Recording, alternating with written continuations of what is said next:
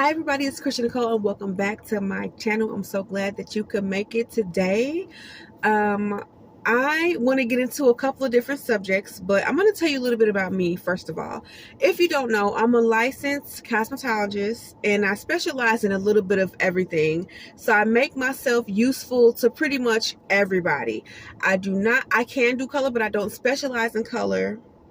I started off specializing in hair extensions, and then I got into natural hair. I just love what extensions do to a person. They just completely transform their hair and their overall appearance within a matter of hours.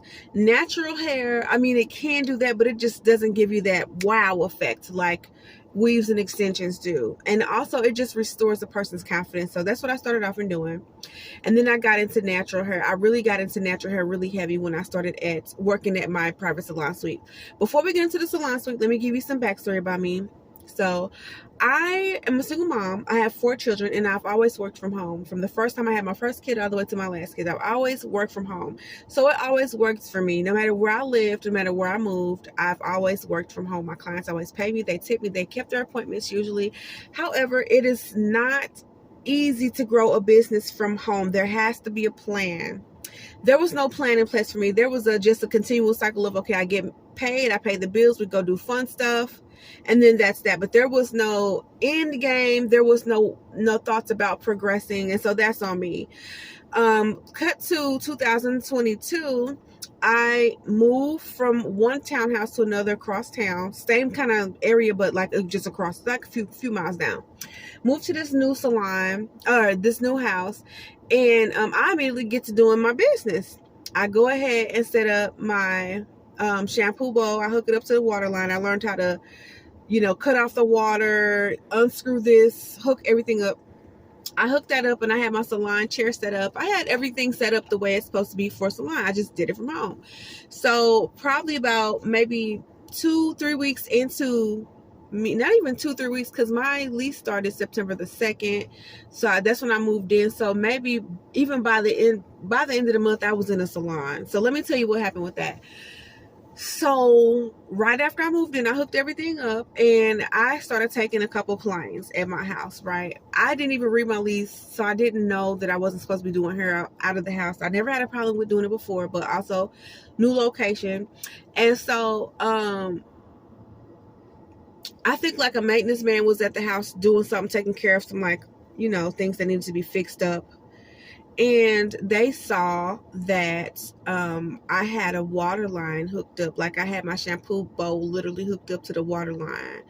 And I had a salon chair. And so the shampoo bowl being hooked up to the main water line at my house was called an illegal modification. I changed my house without permission. So I got a letter on my door one day because I was like going out trying to find others like salon stuff I needed for the house, and I got a letter on my door, and the letter said you have done some illegal modifications to your home, and so as a result we're going to come and check your home out in 5 days, and if in 5 days your stuff isn't taken down or disconnected, we will begin the eviction process because it's illegal. They went on to tell me in big bold letters that we're not allowed to run a business out of our homes, etc. And they went deep, like no child care, no nothing. The only thing you do, like if you are like doing a call center and you happen to be working from home, you're doing remote work, that's fine. But you can't be stuffing envelopes, you can't be taking money, you can't do any of that stuff. So immediately, this is where we get into working at the first salon ever. I just never thought that I would ever work at a salon because that was not the game. I just figured like my kids would be much older. My kids would all be at the house and then I could finally work at a salon and, live my best life in that area. So that led to me panicking, unhooking my stuff. I wound up selling my stuff because it was also we have a townhome, but like it was taking up so much space. I'm like, well, if I'm not going to be able to use it at my house, I mean, I can always comp more stuff, not a problem.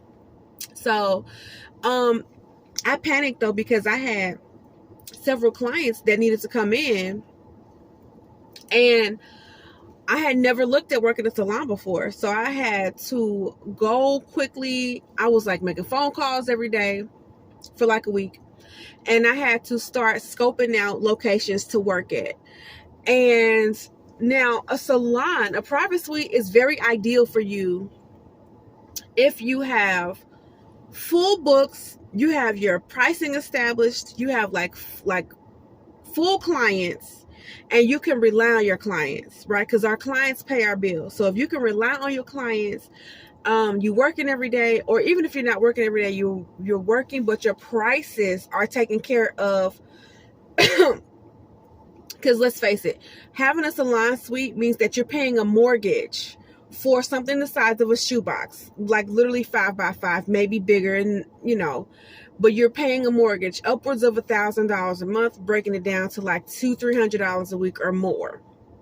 So you have to make sure that when you get into a salon suite, you have enough money to pay your mortgage each week, because when you have a house, you don't pay it each week. You pay it, first of the month or whatever, 15.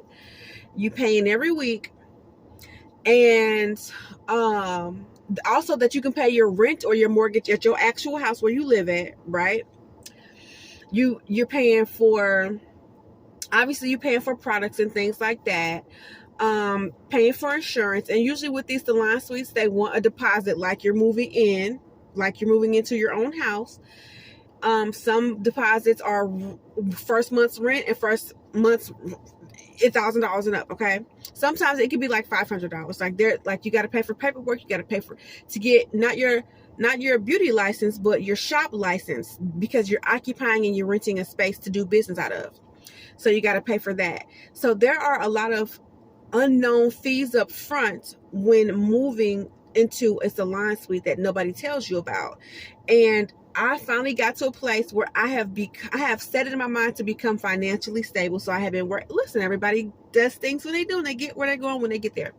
I have finally got to a place where I was like becoming financially stable. So I had a checking account, savings account. I was saving big money, and I had just moved, so that costed money. This is our first time having our own townhouse, so we're trying to like fill up every square inch of the house and make sure everybody's comfortable. We got new sheets, blankets, curtains, rods, everything, like broom, mop, because who knows what we do or don't have. We're just getting things as we need them. And so having to put down deposit for the townhouse, paying movers over $1,000, tipping them, just taking care of all your needs right at the same time as you're moving into a salon suite, that was a major blow to my bank account. It really was a blow to my savings. And so when I started working at the salon suite, I was already stressed about money, because I was like, dang, how am I going to make this money back? Then I wound up at the end of the year, because I started in September. By December, I was already taking out a loan, because my business was not busy enough for me. Because as a stay-at-home mom, business doesn't have to be busy. You just have to get paid and know what to do with it, right? Because it's all going into the same pot. But now the money's got to be divided up into rents and rents, okay?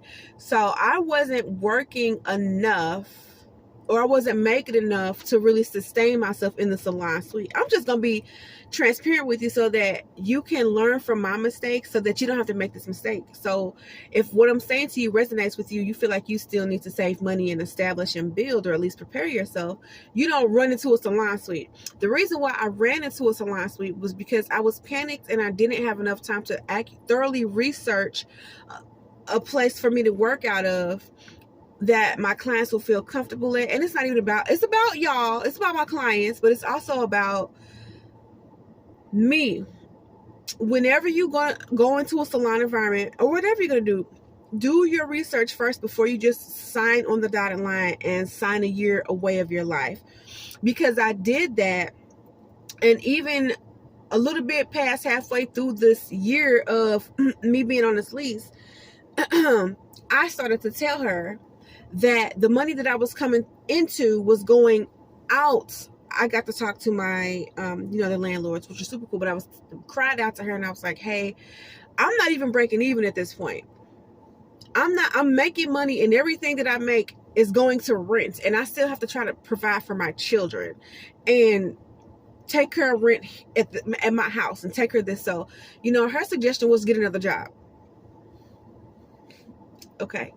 That's super great. That doesn't really help because getting a job right away is not going to help me earn back all the money that I spent, me blowing through my savings, etc.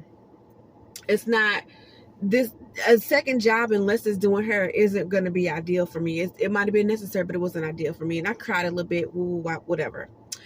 So anyway, I worked there.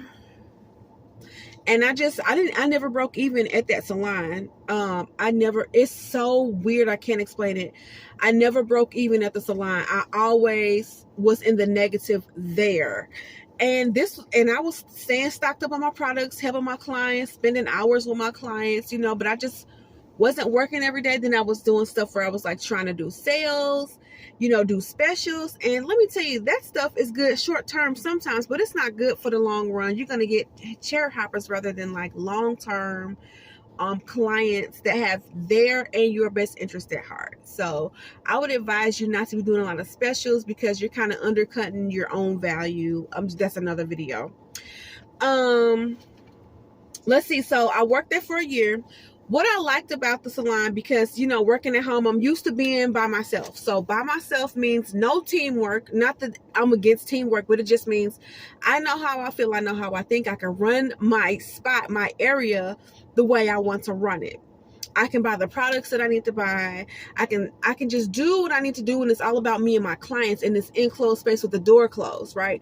So having a door in the salon suite means that you're privy to private conversations, right, that nobody else is hearing. And you can close your door when you're hearing private conversations from other stylist rooms that you don't want to hear, that whatever. It means that, if somebody's doing a chemical treatment on somebody and it smells too strong, you can come in, you can bring in your air purifier, you can close the door, you can have your suite smelling how you want to, you can decorate it how you want to. But the camaraderie is not there. Like if you're somebody who is an ambivert or extrovert, talking to your clients is not enough to satisfy you throughout the day when you're working at your salon. You're going to need other type of stimulation, like intellectual stimuli. I don't know about you, but me. And so working there, it was cool, but everybody was really working. So nobody's really stopping to talk to you, and nobody is taken up because they're all established and they're busy. If you're not established, then you're not really busy. So you might have free time to talk to people, but people ain't got free time to talk to you, which is understandable. So this was not a place for me. It's great for stylists who are established. And a lot of times people go to salon suites because they have had experiences at an open floor salon and they are burnt out. And they want to do something different. They want to take control of their business, and they want to take care of their clients in an environment where it's just them and their clients. And they know all that they need to know as far as their profession goes, and they can kind of build that way, but they don't really need to build because their books are full. It's good for that. Private salon suite, and then the concierge, that's just like the cherry on top for me. I love the fact that the girl would go in, she would greet my clients and bring them to my salon, or she would have them sit in the waiting room. They would give them snacks and treats. And they would do our laundry for us if we needed. They would switch our loads over, fold up our towels and capes. Like, that was great. 24-hour access, great. But really we're not all going up there at 11 o'clock at night to go do anything. Most of us have regular working hours. Okay. So I think I want to end this part right here talking about my experience from like kind of a little bit of my history and working at a salon suite. And then I want to go into working at an open floor salon. That way this video isn't so long. 14 minutes is a long time. So just stick with me. I'm going to try to make this video while there's still daylight before the moon comes out. And so just hold up. I'm going to make this next video and I'll be right back.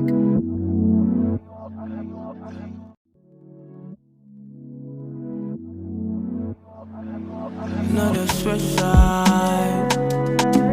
Just making my choices and hope that you